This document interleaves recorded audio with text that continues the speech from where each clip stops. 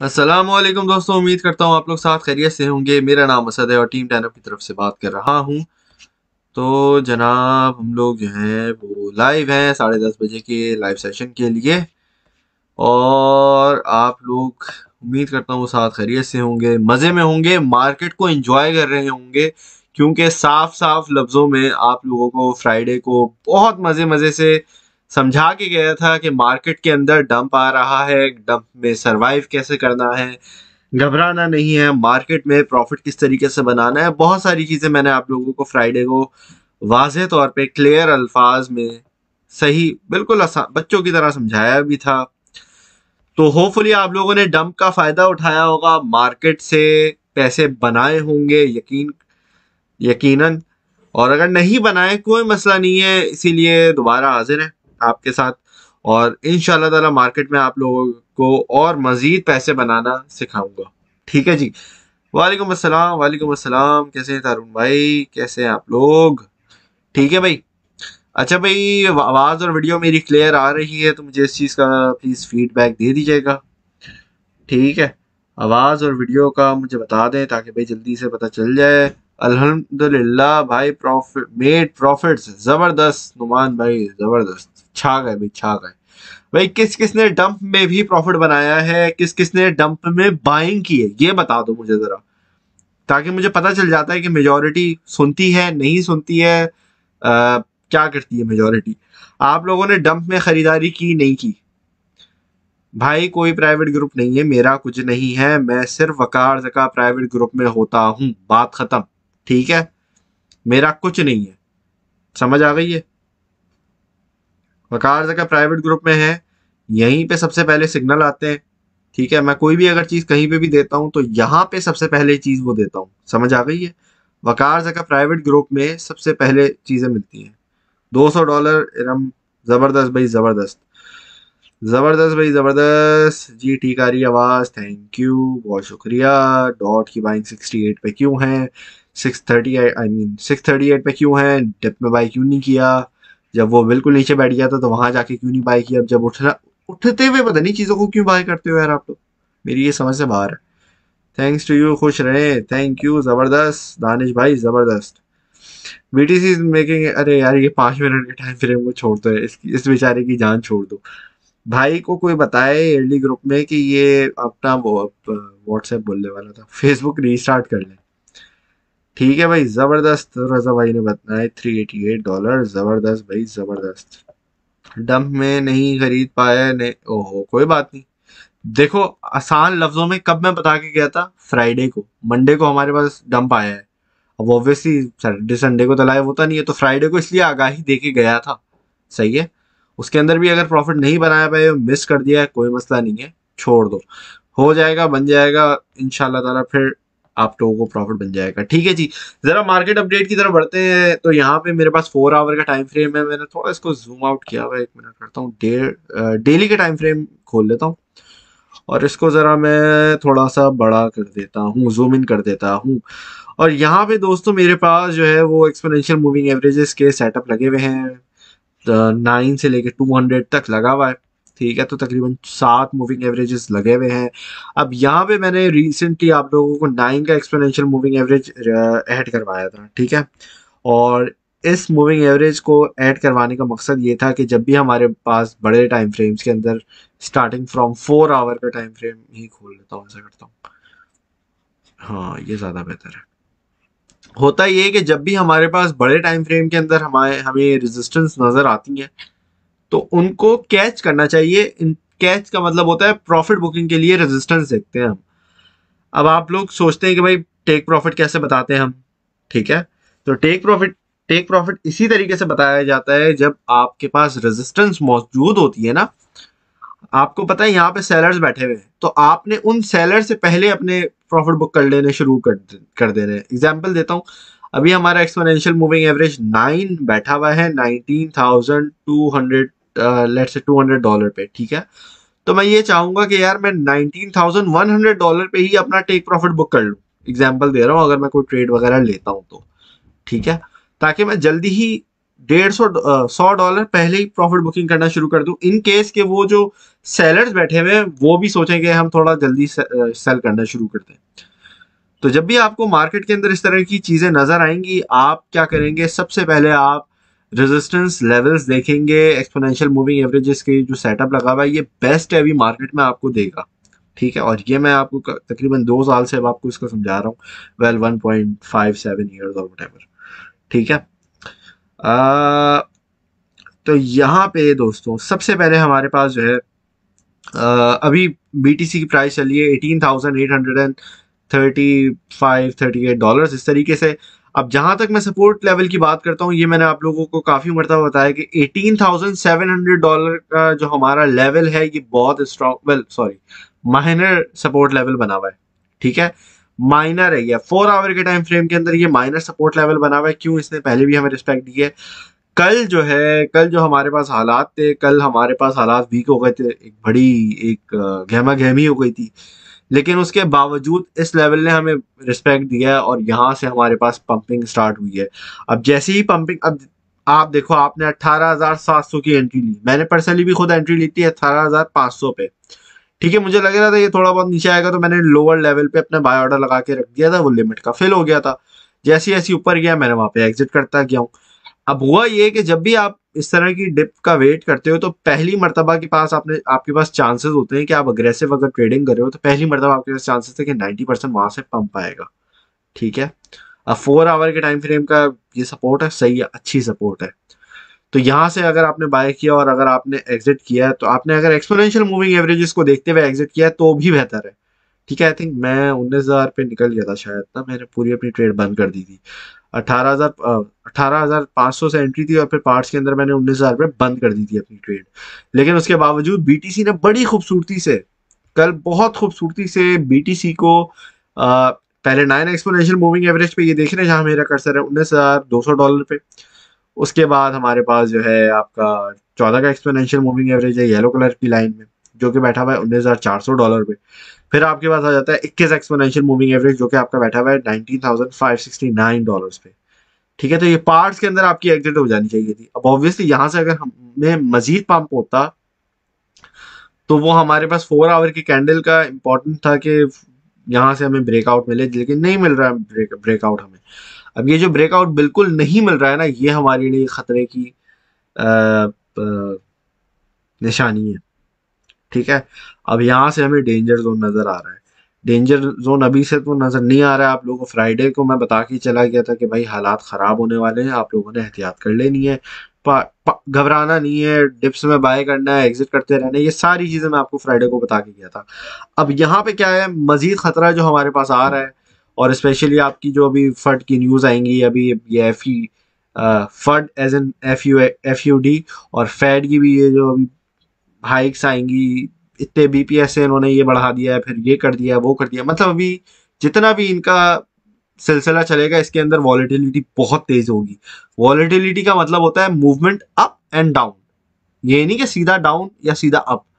Volatility का मतलब होता है, ये देखो, ये मेरा कर्सर है ना, ये वॉलेटिलिटी है। अब ये ऊपर नीचे हिल रहा है, ये वॉलेटिलिटी है। इसी तरीके से कैंडल ऊपर नीचे जा रही है, ये वॉलेटिलिटी है। 1 मिनट का चार्ट उठा के बैठ जाया करो, जब ये आपकी ये जो इंटरेस्ट रेट बढ़ते हैं, एफईडी की जितनी भी न्यूज़ वगैरह आती है, बोलते हैं 75 पॉइंट्स हाइक आ गई है, ये आ गया, वो गया, तो वहां पे 1 मिनट का चार्ट उठा के बैठ जाया करो और फिर देखा करो एक मिनट की कैंडल झटके से ऊपर, झटके से नीचे। तो ये जो चक्कर होता है ना, इसको कहते हैं अपना वॉलेटिलिटी, ठीक है। तो हाई वॉलेटिलिटी का फायदा किस तरीके से उठाना है, पार्ट के अंदर एंट्री है, पार्ट के अंदर एग्जिट है, और सेफ रहो, स्पॉट में रहो, बात खत्म, ठीक है। ये नारा होना चाहिए, मुझे लगता है कि हमारे क्रिप्टो करेंसी के जर्नी का, कि सेफ रहो और स्पॉट में रहो, फ्यूचर में नहीं जाओ। समझ आ गई ये बात, ठीक है। आसान तरीका है, पार्ट्स के अंदर एंट्री है, पार्ट्स के अंदर एग्जिट है, सिंपल एज दैट, ठीक है। ज्यादा उसमें आपका नुकसान भी नहीं होता है। ज्यादा ज्यादा से ज्यादा क्या होल्डिंग होगी ना, ज्यादा से ज्यादा बीटीसी की होल्डिंग है। बीटीसी कौन सा आपको पता है, आप अगर बिलीव ही नहीं करते क्रिप्टो में तो ऑब्वियसली ट्रेडिंग का भी फायदा नहीं है। तो जो बिलीव करता है उसको ज्यादा से ज्यादा अगर होल्डिंग भी करनी पड़ जाए तो कोई बड़ी बात नहीं होगी, ठीक है। बट अगेन वॉलेटिलिटी का फायदा उठाया करें। वॉलेटाइल मार्केट है, हमें पता है, बहुत अनप्रेडिक्टेबल हो जाती है, झटके से ऊपर झटके से नीचे, लेकिन उसका फायदा भी उठाया जा सकता है अगर आपके पास नॉलेज है। नॉलेज क्या है? टूल्स, इंडिकेटर्स, अगर आपने बिल्कुल भी नहीं आते तो पहले उसकी प्रैक्टिस करना सीखो। आराम आराम से आपको खुद ही चार्ट्स के अंदर चीजें नजर आना शुरू हो जाती हैं, ठीक है? तो ये चक्कर होता है। अच्छा जी, जहां तक अभी हम बात करते हैं बुलिशनेस की, तो हमारे पास बुलिशनेस जो है वो, अल्लाह भला करे आपका, अ, जब तक आपके पास जो है वो, हाँ, 4 आवर के टाइम फ्रेम के अंदर 200 एक्सपोनेंशियल मूविंग एवरेज के ऊपर हमारे पास क्लोजिंग नहीं होती है, जो कि अराउंड अभी 20,600 पे बैठा हुआ है, लेकिन मैं बोलता हूँ आपको $20,500 बेयर मिनिमम, ठीक है? और अगर अच्छी क्लोजिंग अगर हम देखना चाहते हैं तो $20,800 के ऊपर हमारे पास क्लोजिंग चाहिए। लेकिन अभी जहां तक वॉल्यूम हमारा गिर रहा है, जहां तक आपके पास मार्केट कैप से पैसा निकल रहा है, कॉइन मार्केट कैप पे आप आके ये भी चीज चेक कर सकते हैं। तो इन चीज़ों की इन चीज़ों की सूरत हाल देखते हुए हम कह सकते हैं कि भाई मार्केट के आसार अभी अच्छे नहीं लग रहे, और इस सूरत में हम ये कहेंगे कि मार्केट नीचे की तरफ जा रही है। तो नीचे की तरफ हमारे पास बाइंग का मौका है, बाइंग अपॉर्चुनिटी है। इसको आप ऐसा एज अ अपॉर्चुनिटी समझो, ये नहीं समझो कि मेरे पैसे कम हो रहे हैं या ये हो रहा है वो हो रहा है। डॉलर्स में रहना है, स्पेयर फंड में रहना है, सारी चीज़ें सेम एज बिफोर फ्राइडे वाले लेक्चर की तरह, ठीक है? अब ये जो वॉलेटिलिटी है, इन सारी चीज़ों में आपने, अल्लाह भला करे, लाइफ चल रही है, सही चल रही है, ठीक है भाई। अच्छा जी, तो इन सारी चीज़ों में क्या होता है, आपके पास जितने भी आपके एसेट्स होते हैं ना, अब मुझे नहीं पता आप किस चीज़ में ट्रेडिंग कर रहे हो, मैं आपको रिकमेंडेशन यही करूंगा, बीटीसी में रहो, इथीरियम में रहो, अच्छे प्रोजेक्ट्स में रहो, देखते हुए। इथीरियम के अभी हाल चाल ठीक नहीं है तो उसको थोड़ा रहने दो, डॉट देख लो, कोई और आर्ट कॉइन देख लो, नहीं देखना तो कुछ भी समझ नहीं आ रहा तो बीटीसी उठा लो, बात खत्म। भले आपके पास $100 है, 100,000 है, बीटीसी आपको प्रॉफिट दे देगा। अब ऑब्वियसली जितने ज्यादा आपके पास पैसे होंगे उतना ज्यादा आपको प्रॉफिट भी बनेगा, ठीक है? इसके अलावा अल्लाह भला करे, आपका जो आपके पास आल्ट कॉइन है, जिसमें आपके, जो मैंने आपको हमेशा से बोलता आया हूँ कि जितने भी आपकी ये जो शिट कॉइन है ना, इनमें से सबसे ज्यादा पैसा निकलेगा और ये सबसे ज्यादा आपके खराब होते हुए नजर आएंगे, और वैसा ही होगा। ये झटके से आपके साथ पूरी मार्केट को लेकर गिरेंगे। अभी ये LUNC2 और ये जितने भी अभी इनका चक्कर हुआ था कुछ दिनों पहले, आपको पता है डो कॉन जो उसका मालिक है, उसके खिलाफ अभी जो है, अल्लाह भला करे, कोई रिपोर्ट भी आई है, इंटरपोल वाले भी पीछे लग गए हैं, ये भी हो रहा है वो भी हो रहा है। तो मैं आपको फिर दोबारा मना करूंगा, ऐसी चीजों से दूर रहो, परहेज करो, छोड़ दो, ना देखो, बस भूल जाओ ये आपकी क्रिप्टो की हिस्सा भी है कोई। ये समझो एलियन है। एलियन का मतलब होता है कोई ऐसी अजनबी चीज, अजीब सी चीज जिसका आप नॉर्मली नहीं जानते हो, सही है, ठीक है?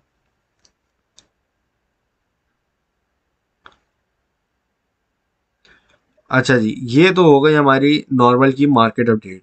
इसमें मैंने बहुत सारी चीज़ें आप लोगों को क्लियर कर दी है, जहाँ तक इसके हम बात करते हैं।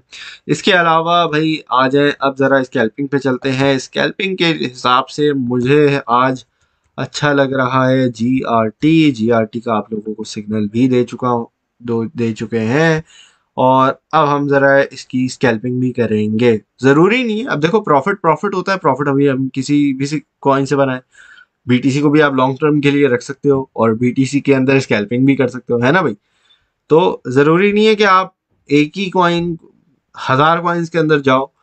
तो भाई हम GRT की स्कैल्पिंग की भी एंट्री ले लेते हैं, ठीक है भाई? तो उसको मैं ज़रा चैट को बड़ा कर लेता हूँ, थोड़ा और बड़ा कर देते हैं, ठीक है भाई? और इसको ज़रा मैं येलो कर देता हूँ ताकि नज़र आ जाए। अच्छा भाई, स्पॉट है, obviously spot, scalp, trade, trade तो सारी होती हैं, सस्ते में खरीदें महंगे में बेचें, GRT/USDT। भाई प्राइस चल रही है 0.0985, इसके नीचे बाइंग करनी है, वैसे ये सही है। यहाँ से बाइंग है आपकी, एक मिनट, बाय जोन, बाय जोन 0.0985, 0.085, ठीक है भाई, जीरो स्टॉप लॉस आपका है 0.79। ऐसा करो 7.8 कर दो इसका ना, मुझे लगता है कि ये अगर थोड़ा रिस्की होता है तो हमारी बचत हो जाए। ज़्यादा वॉलेटिलिटी आती है ना तो यहाँ से हमारी बचत हो जाए। अच्छा भाई, टेक प्रॉफिट है आपके। अच्छा, ये स्कैल्प है, ये प्रॉपर ट्रेड नहीं है, तो जो आज ट्रेड दी है वो अलग है, ये अलग है। लेकिन हाँ, थोड़ी बाय जोन इसकी सेम है, थोड़ी दूसरी चीज़ें सेम है, तो उन चीज़ों का ज़रा ख्याल कर लेना है। ठीक है। $1 नहीं भाई, $1 भी इसके अंदर पोटेंशियल है, 1 मिनट को, लेकिन अभी हमारी ट्रेड अलग है तो हम ट्रेड पे बात करते हैं ज़रा। ठीक है। 10, 0.1, 105 एंड 0.11। ठीक है भाई।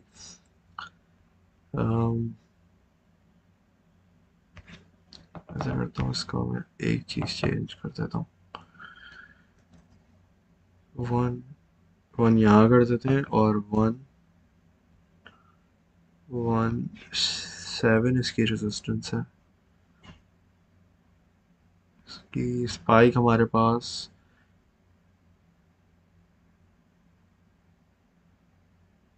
हाँ 117 ही है। ठीक है भाई। ठीक है जी। तो ये है आपका आज की स्केल। ठीक है जी दोस्तों, इसको नोट डाउन कर लें, लिख लें, फिर जरा आप लोग भी सवाल जवाब पे बढ़ते हैं। ठीक है भाई।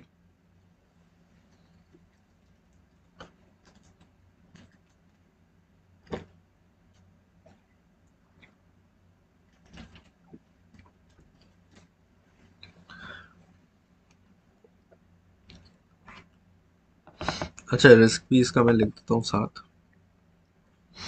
मीडियम,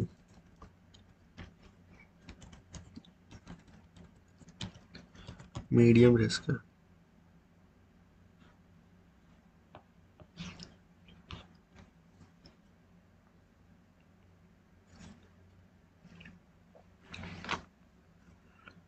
ठीक है जी, देख लिया आप लोगों ने।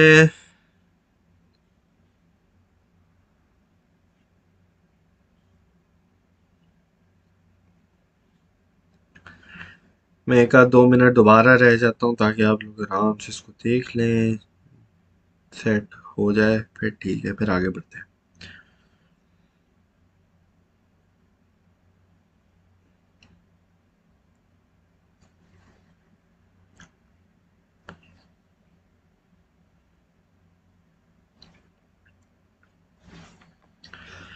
चलें जी भाई, अब आप लोगों के stop loss wrong, thank you.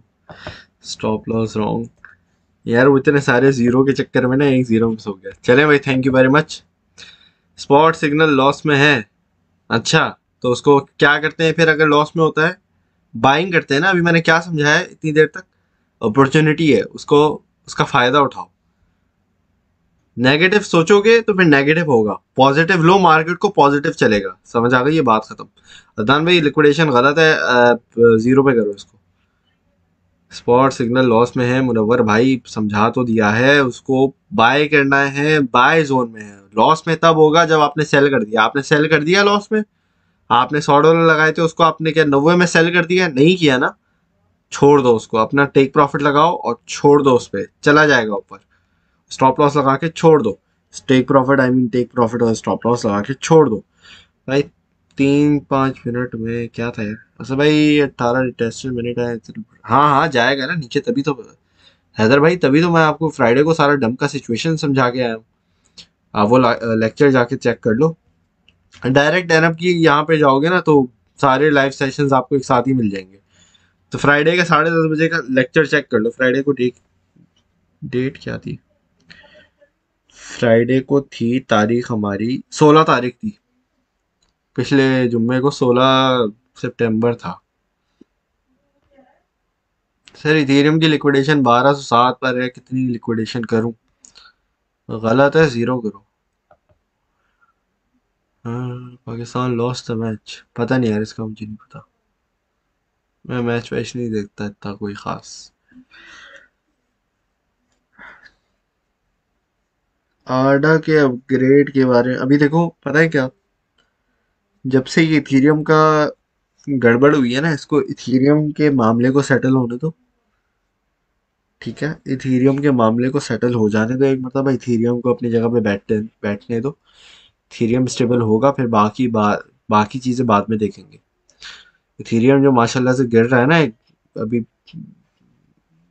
मतलब अपने भागे जा रहा है नीचे, इसको लग रहा है कि नीचे की तरफ जितना जाएगा उतना इसके लिए डाउनवर्ड जाना पंप है। तो इथेरियम को गिरने दो पहले, इसको पहले अपनी जगह पे सुकून से बैठने दो, फिर ये बैठ जाएगा, फिर देखेंगे आडा वाडा को। आडा को अगर लेना है देख के एंट्री लेते जाओ, पार्ट्स के अंदर लेते जाओ। सही है, आडा भी अच्छा है। जी भाई इरफान भाई दे दिया, ये रहा, ये लो। ठीक है।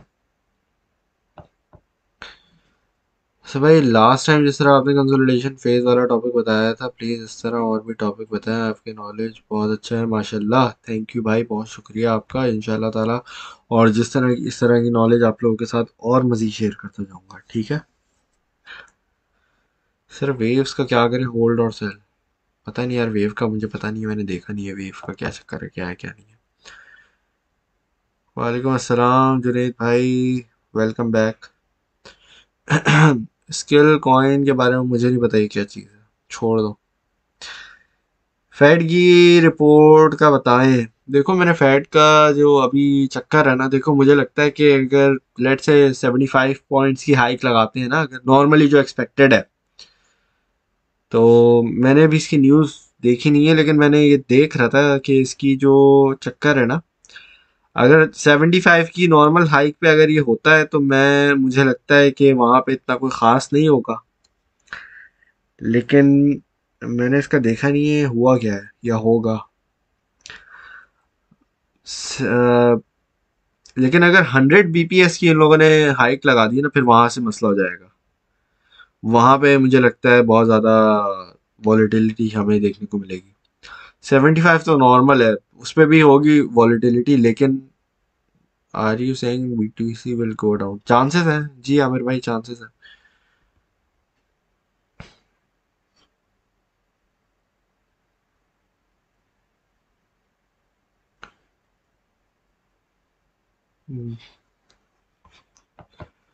So भाई yesterday daily have been like a dodgy support on BTC but unable to pump।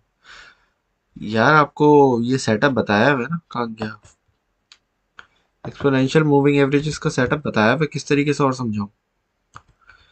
पता नहीं कैंडल्स के पीछे क्यों पड़ जाते हो आप लोग। ये देखो, ये सेटअप लगा लो, कैंडल्स वगैरह को छोड़ दो अभी।